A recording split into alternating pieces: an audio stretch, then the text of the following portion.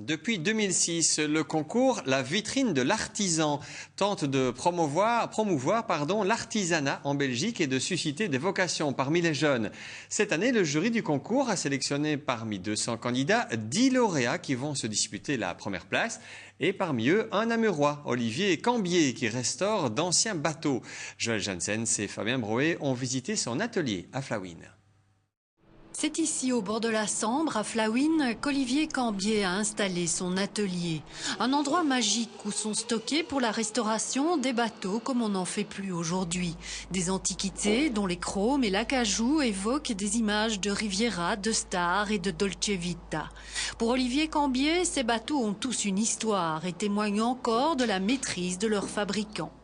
Donc ici, c'est un Falco, c'est une construction italienne. C'est un bateau qui a été construit au chantier de Pise, beaucoup plus arrondi, beaucoup plus voluptueux, avec des inserts de bois blanc par rapport à l'acajou du pont, beaucoup de chrome et la place au caoutchouc crème, une belle sellerie, l'Italie, toute l'Italie.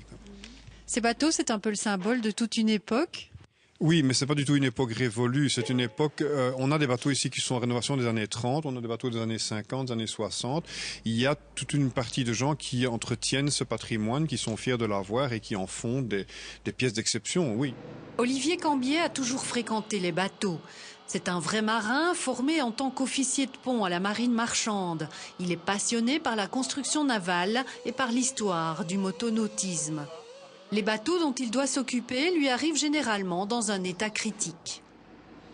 Donc ici, on est en présence d'un Arcangeli, qui est un bateau de construction italienne, années 50, qui est fort endommagé. Il est resté en extérieur apparemment des années, tout pourri. Mais l'avantage, c'est qu'on a tout l'accastillage est présent. Donc toutes les pièces qui font la décoration, qui seraient introuvables, sont disponibles. On va les restaurer, on va restaurer la partie bois, mais on a toute la base historique est sur le bateau, donc c'est très gai de pouvoir refaire finalement conforme à l'original en ne devant pas copier ou tricher. On a les pièces de départ.